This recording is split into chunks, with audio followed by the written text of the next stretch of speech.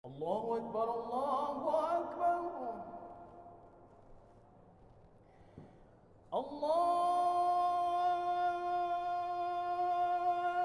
أكبر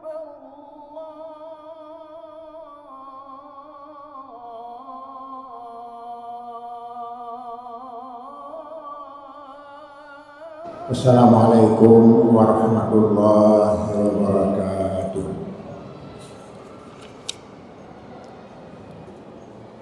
Alhamdulillahilladzi anzala alaina ni'matul Islam wal iman. Wassalatu wassalamu ala sayyidina Muhammad wa ala alihi wa sahbihi wa khairil insan. Ya ayyuhal ikhwan, ittaqullaha fi sirri wal alan la'allakum tuflihuna fi sa'iri zaman. Jamaah salat maghrib yang dimuliakan Allah, pada malam hari ini kita memulai kembali pengajian malam Rabu yang berhubungan dengan keindahan syariat Islam. Dan tentu saja kami mohon maaf 2 minggu yang lalu tidak bisa hadir karena ada kegiatan masa bergabung. Kebetulan Umi anak-anak telah mendapat panggilan dari Allah Subhanahu wa Ta'ala. Maka karenanya pada malam hari ini kita lanjutkan dan mohon maaf karena tidak bisa memenuhi jadwal yang telah ditetapkan oleh pengurus masjid yang kita hormati. Pengajian malam hari ini adalah lanjutan dari apa yang pernah disampaikan pada malam yang lalu. Hanya saja kita lebih fokus secara praktis untuk memahami beberapa kesimpulan penting yang berhubungan dengan masalah ikhtilaf atau sering kita populer dengan khilafiyah. Karena kita selalu menyaksikan bahwa masalah khilafiyah ini tidak pernah reda, selalu ada di tengah-tengah masyarakat, bukan saja pada tingkat orang masyarakat umum awam, tetapi di antara para intelektual, para ulama juga terjadi perbedaan pendapat. Maka yang penting pada pengajian kita ini yaitu bagaimana menyikapi perbedaan-perbedaan itu. Karena tentu saja ada penilaian-penilaian di tengah masyarakat, karena perbedaan adalah bagi orang yang tidak belajar. Meskipun yang sudah belajar pun berbeda, hanya saja berbeda yang sudah belajar karena ingin mempertahankan pendapatnya, dan ini adalah sesuatu yang wajar. Maka pada malam hari ini kita mencoba, barangkali ada manfaatnya supaya masalah khilafiyah atau ikhtilaf dapat mencairkan perbedaan-perbedaan di tengah-tengah masyarakat, dan masyarakat akan mengamalkan sesuai dengan keyakinannya. Jadi karenanya jamaah yang berbahagia, kami tidak bermaksud menyampaikan pengajian ini untuk membenarkan pendapat-pendapat tertentu, tetapi adalah untuk melihat lebih jauh kedudukan daripada perbedaan-perbedaan pendapat, sebab-sebab perbedaan pendapat, dan bagaimana antisipasi perbedaan pendapat itu. Di samping juga kita harus memahami akibat dari perbedaan-perbedaan pendapat yang nanti pada minggu yang akan datang akan diterangkan tentang perbedaan pendapat itu dari segi maslahahnya, dari segi manfaatnya. Dan selanjutnya kita juga harus belajar dari segi negatifnya, bahaya daripada perbedaan pendapat. Baik perbedaan pendapat yang disebut dengan mahmudah yang terpuji, karena pada hakikatnya perbedaan itu beragam. Satu di antaranya ada yang menyatakan rahmat. Ini berdasarkan hadis, tapi dianggap hadis ini adalah lemah. Yaitu hadis ini ikhtilafu ummati rahmah. Perbedaan pendapat adalah sebuah rahmah. Saya membaca dalam kitab beberapa yang dikarang oleh para ulama terkenal bahwa kalau kita mampu meletakkan perbedaan pada tempatnya, maka itu merupakan suatu kekuatan, sesuatu kekayaan, bahkan pada gilirannya akan melahirkan rahmat untuk masyarakat. Dan ini ditopang juga dengan pendapat dari ulama terkenal di dalam mazhab Syafi'i, yaitu Imam Nawawi, yang beliau menyatakan benar bahwa perbedaan pendapat itu adalah rahmat. Kemudian selanjutnya ada juga yang tidak sependapat seperti itu, yaitu perbedaan pendapat itu akan merugikan, akan berbahaya. Apalagi perbedaan pendapat yang tidak berdasarkan ilmu. Maka ada orang yang menyatakan perbedaan pendapat itu malapetaka. Jadi dengan demikian kita akan dalam istilah ilmu usul, yaitu mengkompromikan al-jama' aula minan naqad. Mengkompromikan, meletakkan pada tempatnya itu lebih bagus daripada kita berpendirian begini A dan B, sementara akhirnya tidak ada yang kita pegang.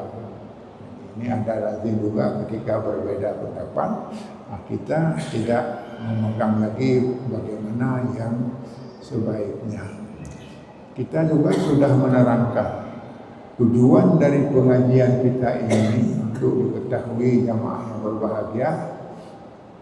Kami tidak bermaksud menyampaikan sesuatu yang itu menyinggung perasaan, apalagi melahirkan permusuhan, karena itu tidak ada faedahnya. Karena hakikat ajaran Islam adalah rahmat, melahirkan rahmat, melahirkan kebahagiaan, melahirkan persatuan, persaudaraan dan sebagainya. Jadi hanya saja kami ingin menyampaikan topik pengajian ini adalah sesuai dengan ilmu. Maka dengan demikian tidak ada pendapat pribadi. Kalau ada nanti bisa dikritik. Ini Ustaz menyatakan ini, dan di mana sumbernya dan sebagainya. Jadi dengan demikian jamaah yang berbahagia, tujuan dari pengajian kita untuk menemukan, untuk bisa memilih dan memilah di mana letak yang bagus, di mana letak yang tidak bagus.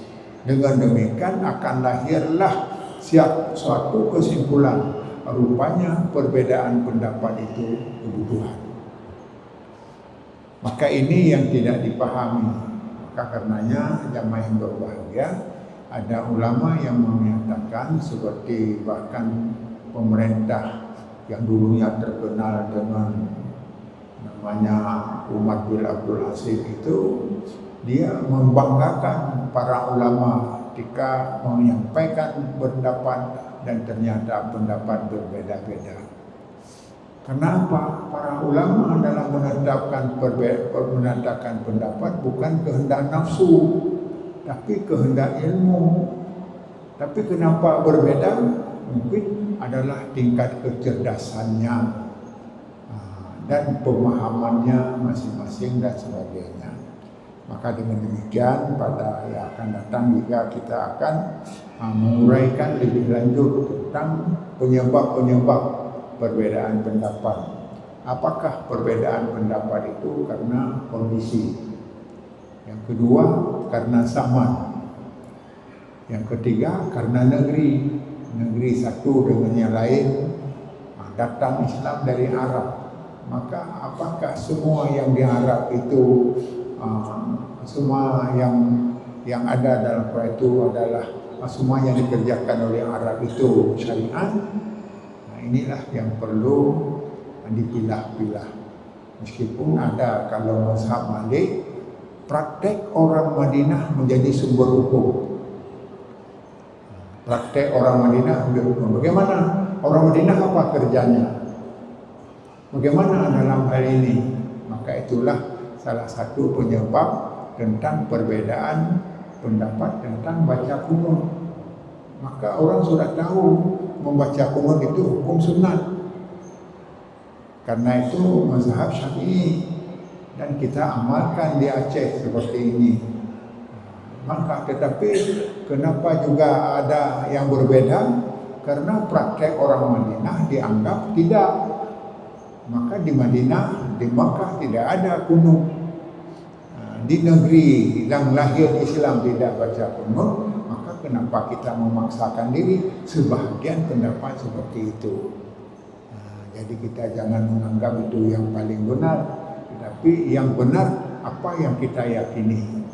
Kalau memang membaca kunut itu adalah sunat, kita baca sunat seperti yang di Aceh. Tapi jangan kita anggap orang yang tidak baca kunut itu adalah orang sesat dan sebagainya. Yang penting ada alasannya. Maka dengan demikian disebutkanlah di dalam kaidah usul talayyul ahkam bi talayyulil amkan wal zaman. Artinya perbedaan tentang hukum disebabkan perbedaan tempat orang Arab. Jadi tradisi orang Arab tidak bisa disamakan dengan di luar Arab orang Ajam. Dan yang kedua dari masa zamannya berbeda-beda. Jadi dengan demikian betapa indahnya syariat Islam ini. Kenapa indah? Mampu membaca kondisi zaman. Misal dalam hadis, dalam ayat telah disebutkan bahwa syariat Islam ini ada yang qat'i, yang pasti tidak boleh dirubah-rubah. Itu tempat terikat kita semua, akidah satu. Jadi akidah sama, bertuhan satu, Rasulullah sebagai Rasul dan sebagainya. Jadi dengan demikian jamaah yang berbahagia, kita ada satu pola sistem hidup yang lebih sempurna. Apa sempurna? Ada hal-hal yang tidak boleh dipikirkan lagi, laksanakan seperti itu. Karena itu sudah pasti dari Allah. Sementara yang kedua adalah kemarin sudah kita terangkan pengantarnya, yaitu mutasyabihat, sesuatu yang samar-samar. Apa samar? Nasnya tidak jelas, perlu penjelasan. Maka disebut dalam ilmu usul fiqh itu dhanni. Dhanni yaitu penafsiran. Tajwidul amrayni ahaduma adzharu min al-akhar. Dari berbagai pendapat maka cenderung seperti ini. Itu disebut dhanni. Maka ulama ketika dalam menghadapi dhanni akan berbedalah antara satu dengan yang lain. Jadi dengan demikian bisa dipahami betapa indah Islam yang datang 14 abad lebih tapi bisa cocok dengan zaman sekarang. Kenapa cocok? Karena dia memiliki peluang, memiliki kesempatan. Karena telah diberikan oleh Allah. Kemarin sudah kita terangkan bahwa perbedaan pendapat yang terjadi ini adalah pada hakikatnya untuk memenuhi kebutuhan kita sendiri. Lebih-lebih pada zaman sekarang Islam sudah berkembang, dari abad ke abad. Jadi kalau sudah berkembang dan juga tidak lagi di Arab, sudah ke Eropa, ke macam-macam negeri. Jadi ketika negeri itu kita terapkan budaya Arab, itu tidak cocok. Budaya Arab tidak cocok. Ini ada beberapa hal yang tidak perlu kita singgungkan, bahwa ada juga adat-adat Arab itu diberlakukan, dilanjutkan, karena dianggap adalah masih layak, tapi banyak yang dirubah. Maka itulah disebut adalah praktek masa jahiliyah. Maka dengan demikian jamaah yang berbahagia, Islam, keindahan Islam itu peduli terhadap kenyataan di lapangan. Seperti kalau kita di sini di Aceh, di Aceh ini ada adat. Jadi apakah adat dibenarkan oleh agama? Ini macam-macam terjadi dalam masyarakat adat orang Aceh. Tidak ada masalah. Adat al-adatu muhakkamatun, adat dikuatkan oleh agama, menjadi hukum. Adat menjadi hukum. Kenapa kita anggap tidak salah? Cuma yang salah apa? Adat yang tidak didukung oleh agama. Maka inilah yang disebut oleh rektor Mesir yang menyatakan adat al-urfu ma ya'tadun nasu du tiba salimah min ahli islami bisyartin alla yukhalifu syar'i. Artinya adat atau uruf sesuatu kebiasaan masyarakat yang didorong oleh sifat-sifat yang baik, tabiat yang baik dari penduduk orang Islam. Jadi kita orang Islam di mana saja selalu ada pikiran-pikiran yang baik, karena menerjemahkan kebaikan itu masing-masing negeri. Ada yang negeri kita ini baik, tapi negeri lain tidak baik. Maka kebaikan-kebaikan ini tidak masalah, berbeda, hanya saja la yukhalifu nasan syar'iyyah, tidak bertentangan dengan syarak. Dengan demikian salah satu yang mengendalikan kita adalah kalau kita dalam melaksanakan syariat ini adalah tidak ada ilmu. Kami berpendapat perbedaan dalam masyarakat biarlah. Maka ada orang yang bertanya kepada kami, kenapa Ustaz tidak membalas, sedangkan orang itu mengkritik Ustaz dan sebagainya. Bukan tidak membalas, memang itu pendapatnya, pendapat untuk apa dibalas. Jadi yang kita luruskan, kecuali kalau pendapat bertentangan dengan syarak dan tidak perlu juga dibalas, diterangkan. Jadi dengan demikian tidak terjadi unsur-unsur permusuhan. Dan inilah yang ke depan Aceh ini yang telah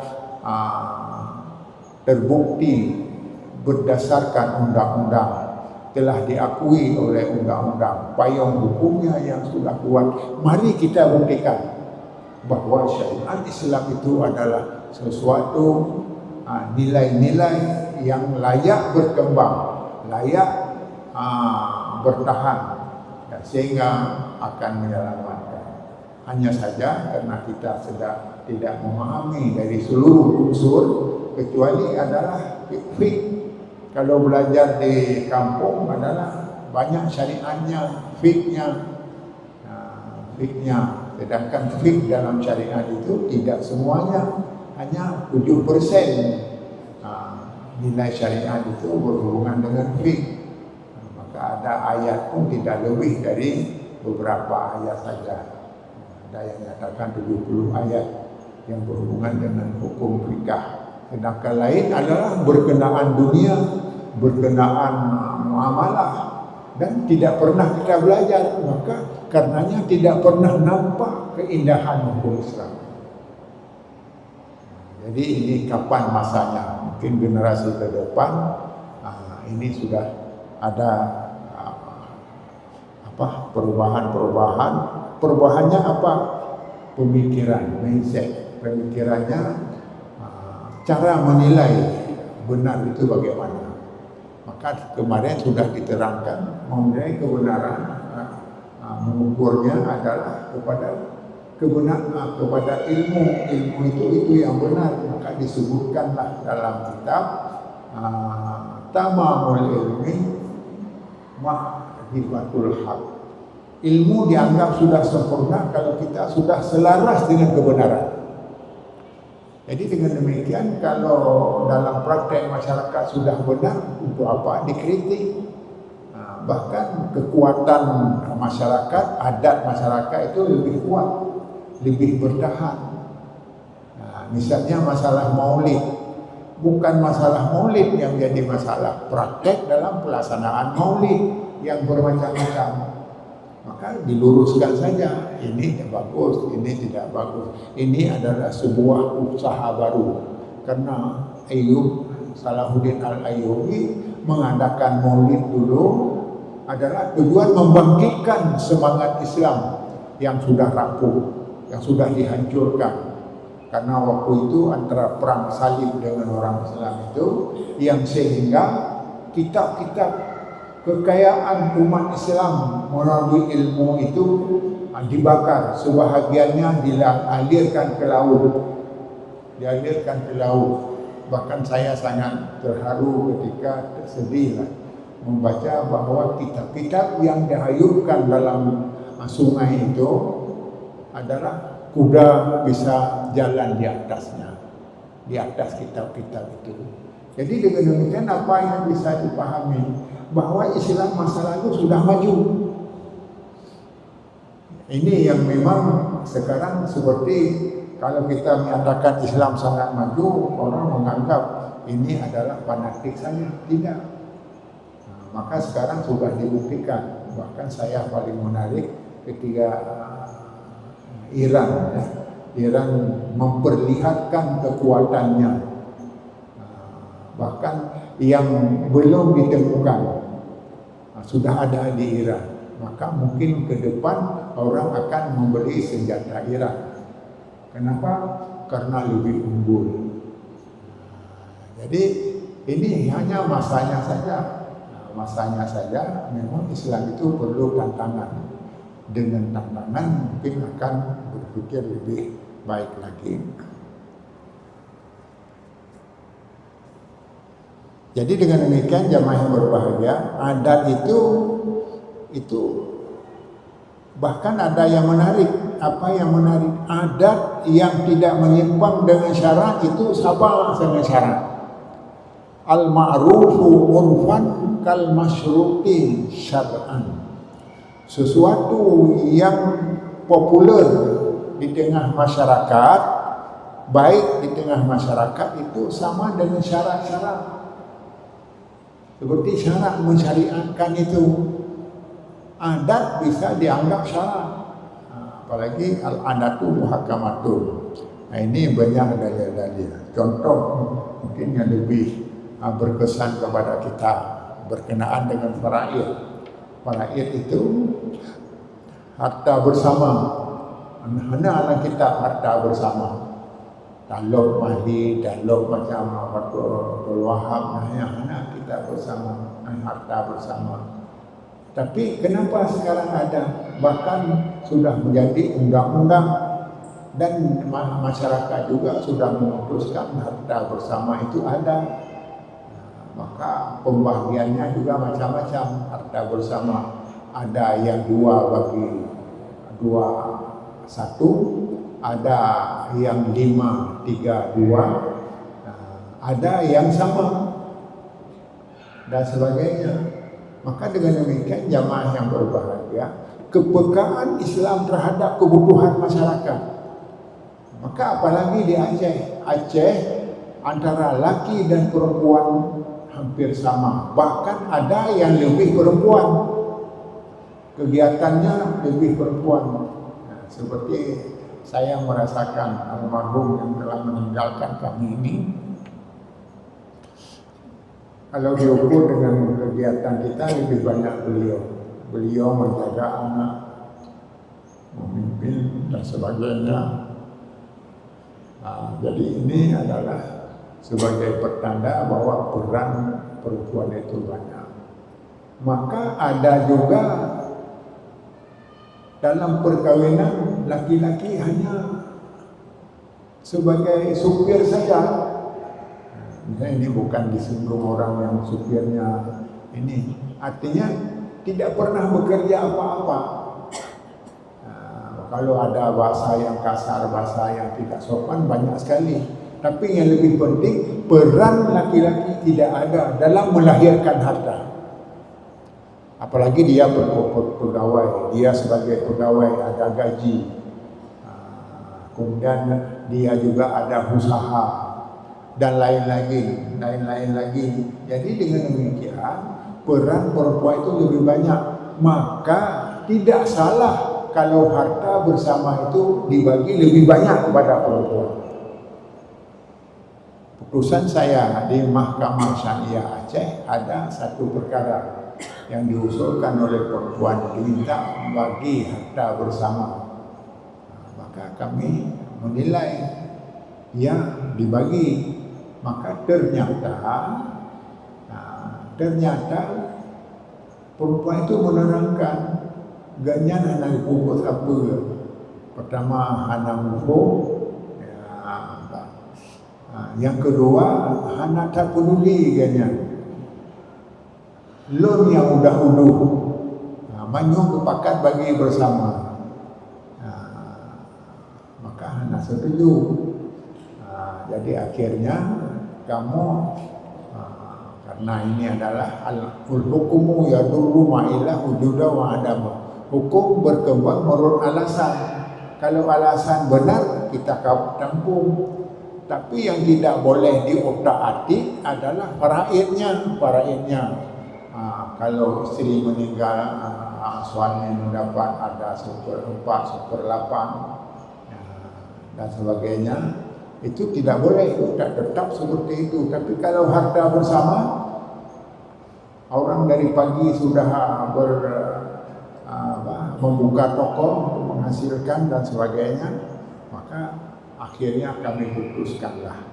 Hanya saja karena kami tahu sistem Aceh itu adalah musyawarah, maka kami minta pada perempuan berapa mau dikasih dari harta bersama. Oh, kalau begitu saya ingin kasih sebuah Honda, maka dibeli Honda, sudah selesai. Yang lainnya adalah milik perempuan. Jadi yang penting jamaah yang berbahagia dalam kaitan dengan ini, kita semua perbedaan harus kita dalami. Jadi dengan demikian, kalau dulunya ribut, maka ini sekarang tidak ribut. Untung ada berbeda pendapat. Dia udah wajib lawenya. Jadi dia anak semayang di Mesir Raya, di Masjid Makkah Madinah. Bahkan karena naik baca kunut, maka betapa rugi. Kunut sunat, sedangkan fadilat salat di Makkah itu 100.000 kali. Kalau 100.000 sekali, 100.000 kali. Kalau ada 10 kali kita salat, berapa nilainya? Sementara sunat, kalau kita tidak kerjakan, tidak berdosa. Fadilatnya adalah sesuai. Ini bukan bermakna kami ada menetap dulu 2 bulan di sana melihat betapa tekunnya orang Arab itu dalam menjaga prinsip-prinsip syariat, meskipun tidak semuanya akan ada. Maka dengan demikian jamaah yang berbahagia, contoh ini adalah penting. Dengan demikian adat juga, ini sedikit kita masuk, adat itu adalah diperhatikan oleh Islam, diperhatikan dan pembahagiannya terserah beruadat. Jadi ini lebih indah lagi, terserah. Jadi dikatakan tidak ada yang sifatnya dikotomi, tidak ada yang sifat menekan dan sebagainya. Jadi lurus, apalagi kalau kita belajar melalui kitab-kitab. Jamaah yang berbahagia, dalam singkat waktu ini kami juga melihat yang perlu kita jawab ke depan. Kita jawab ke depan bagaimana menyikapi perbedaan-perbedaan. Pertama, biarlah berbeda, tapi yang jangan ngotot, apalagi mencaci. Itu tidak apa faedahnya. Bahkan kemarin sudah diterangkan, kalau kita ada sikap apalagi mau fitnah, itu akan lebih berbahaya. Kenapa berbahaya? Karena akan melahirkan akibat. Maka pada Jumat, pada malam Rabu yang akan datang, kita akan terangkan dalam hal perbedaan pendapat ini. Artinya, apakah perbedaan pendapat ini diterima karena ada perasaan orang masyarakat? Kalau berbeda dengan tradisi lama, itu dianggap sudah menyimpang. Maka ini dah perlu diluruskan ke depan, dan insya Allah kami mudah-mudahan bisa jadi sehat untuk menyampaikan judul-judul baru yang berhubungan dengan keindahan syariat agama ini. Ini adalah sudah tepat waktunya ketika syariat Islam di Aceh sudah menjadi payung hukum. Apalagi sudah diterangkan bahwa tidak ada istilah berbeda dengan hukum nasional. Karena apa? Hukum yang ditetapkan berdasarkan di Aceh itulah hukum nasional. Jadi tidak ada yang protes lagi. Kalau dulu ada yang dicampur, ini menentang hukum nasional. Ini sekarang tidak ada. Ini diatur dalam pasal Undang-Undang Nomor 11 Tahun 2006 tadi, kalau tidak salah ingat. Jadi saya rasa demikian. Mudah-mudahan kami juga mengharapkan kepada semua jamaah, karena ini kami dalam soal bergabung, mudah-mudahan berdoalah. Walaupun jauh, ini adalah sangat berguna, karena doa itu adalah sampai kepada orang yang menerima, yaitu dengan mengucapkan Allahumma billaha wa rahmatha wa ma'ana. Mudah-mudahan beliau adalah dalam suasana kami sangat berjasa kepada perjuangan kegiatan beliau selama dalam hidup. Wabillahi taufiq wal hidayah. Wassalamualaikum warahmatullahi wabarakatuh.